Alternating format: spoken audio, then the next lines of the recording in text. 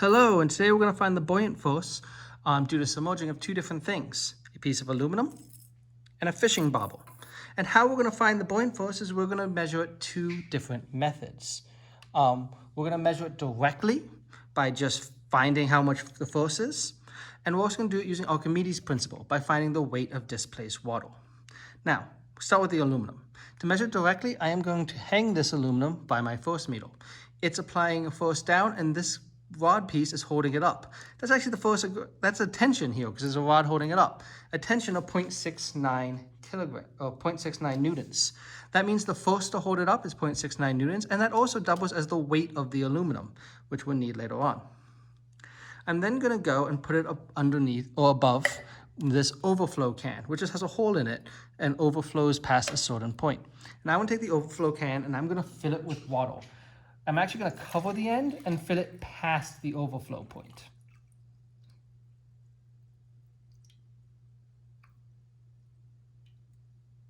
Because there's no reason to cover it really. I normally bring it to the sink instead. What this is going to guarantee is that it has as much water as possible and not a little bit more, so that it can, if anything else is added to that cup, it'll overflow.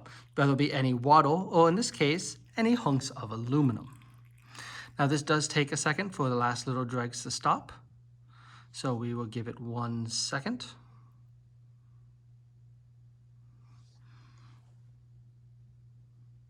Okay, now I'm gonna get rid of this water because I don't care about this water. And I will get the mass of this beaker, which I'll go and put on a balance and get its mass, which its mass empty is 38 grams. I'll then put it back and I will submerge my aluminum. I'll do that by bringing this up. Now, as this goes up, you'll see a few things happen. One is that if we look at the weight or the tension to hold the aluminum up, it is going down. And two, you can see some water is pouring out. So I will let this excess water, and I don't know how well you can really see that there's water coming out, so there you go. Oops. I'll wait for that water to finish dropping, but you'll notice that my tension on the thing now reads 0.45. That means that it's 0.45 newtons to hold it up. That's the force required to hold it up, which is going to be the weight of the thing minus the buoyant force. Also of note, I got some water in here. If I can go and measure the weight of this water, and when I measure the weight of this water, I can get the mass of this water. Really, I can't get the mass of water directly though. I'm gonna get the mass of this water in the cup. If I take, and get that total mass. If you wanna get the mass of the displaced water, you'll just subtract out the mass of the cup, which I'll have you guys do.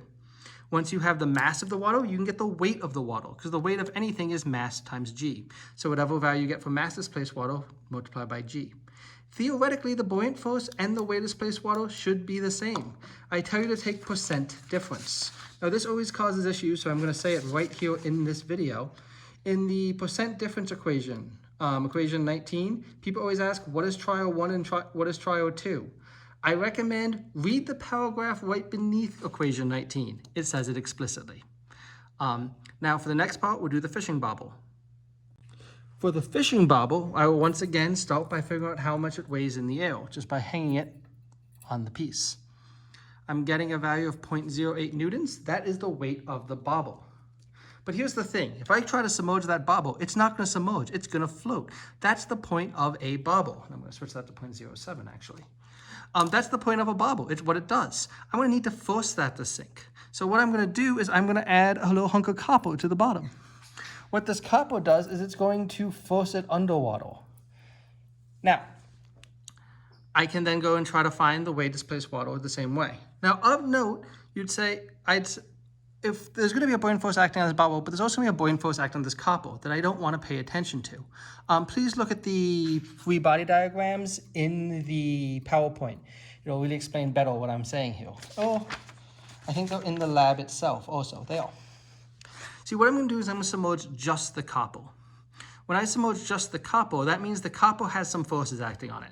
Gravity down, buoyant force up, but I'm already negating the buoyant force on the copper. And I can say, okay, this is my TL. This is when my bobble is in the air. It has a force to hold it up of 0.68 newtons. The fact that it's similar to the last one, just coincidence. And I'll go empty my beaker, and I'll submerge the bobble. As I submerge the bobble, water should come out, like so, and my value of the force to hold it up should go down. Now, not too much water is coming out. It's not a very big bobble, but you can see that my value to hold it up went down to 0.47. And so the same thing, I will find the mass of the beaker with the waddle. Once we get the mass of the beaker with the waddle, you can find the mass of the waddle. And once you get the mass of the waddle, you get the weight of the waddle. You can also get the buoyant force dealing with T sub and T L. I also do ask you to find the density of both. I do that using specific gravity. How to do that is talked about in the lab and the PowerPoint. Otherwise, have fun.